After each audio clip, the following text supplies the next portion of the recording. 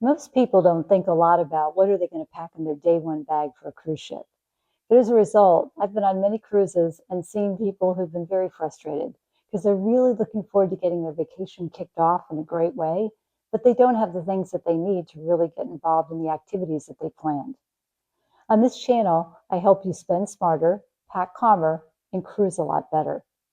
So let's talk about the important day one bag. And you can see that next to me, I actually have two different bags because everybody's day one experience is going to look a little bit different in terms of what they want to do. And so I'm going to give you some different perspectives based on the different bags. And hopefully these ideas will give you ideas about what's going to be important for you.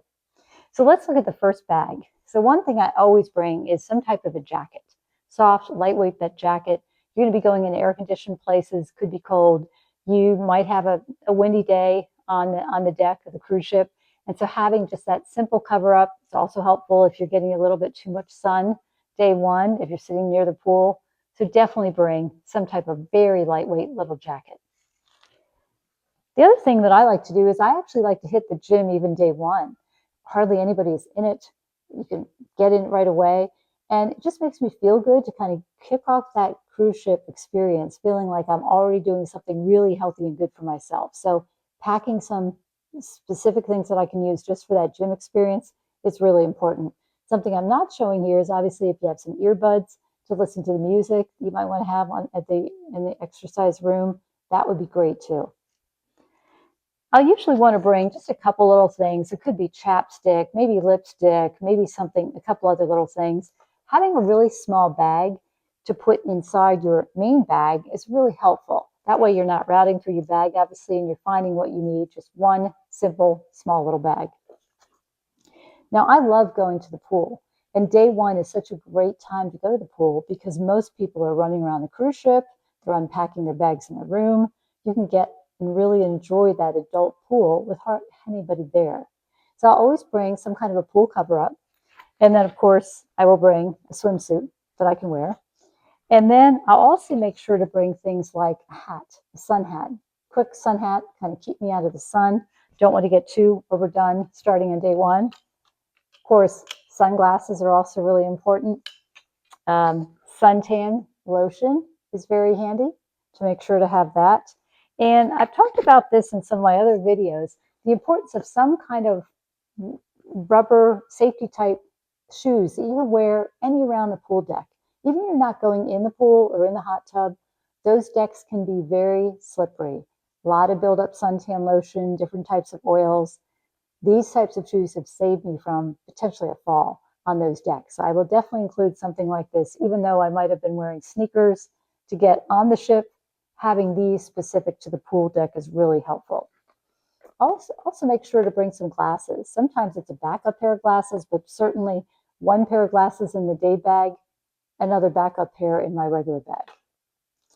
And then I will say that I've been on a few different cruises and I've run into some people that said that they did not get their bags until very late, even later than the time, which was supposed to be usually by 5 o'clock. Sometimes it went later. So I'll, as a woman, just carry on just like a simple, easy to change into dress. So if for some reason my bags are extra late, I have this quick change of clothes right there. Now you'll see that the bag that I'm using is actually more or less a beach bag. And this becomes very handy because obviously a lot of cruises that you go on, you're going to be going on a beach excursion. So having your day bag be multi-purpose. So this bag is perfect to, you can see, fit a bunch of things that I might want to have day one. But at the same time, very handy beach bag, waterproof, easy to clean, to bring to a beach.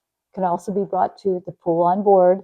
It could also just be a bag that you carry on site. So if you're going to anything on the cruise ship, any kind of activity, this can be their grab and go bag with everything that you need. So that's just some examples of some of the things that I usually pack. But now let me turn to the other bag that I have here with me, which happens to be the type of bag that my husband will bring on the cruise ship. And let's see if there's some other ideas that may also be relevant for you. So my husband will like to do some different things day one that I might want to do. Now, he'll usually bring something like a sweatshirt, because he will have worn maybe nice clothes. I'm in the airport, wherever we're going. So he'll want to change into something more casual. So again, lightweight sweatshirt is great for different activities. He'll also think about, again, he might want to go to the gym as well. So a pair of gym clothes works for him. Now he's a big reader, avid reader. So he'll like bringing books. He'll also bring maybe a Kindle. But these things are really helpful because he immediately wants to go into relaxation mode. This is his form of relaxation, one of the many things he likes to do. So definitely bring some books for him. He'll also bring a swimsuit. He tends to like the hot tub even more than I do. So the swimsuit works for the hot tub. He also likes to take advantage of things like water slides because day one, so many people running around the ship, you can get on those water slides really quickly in any activity. So he'll have the swimsuit for a different reason.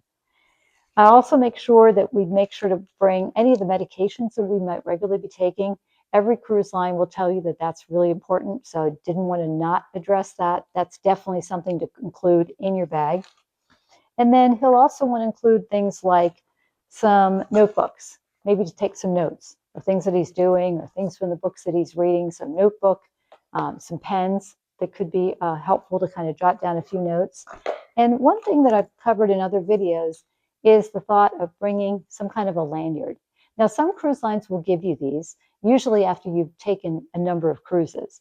But if the cruise line does not give one, or you haven't achieved a certain level of cruises, it's nice to bring one because immediately you're going to get your room key and you're going to want to put that in here.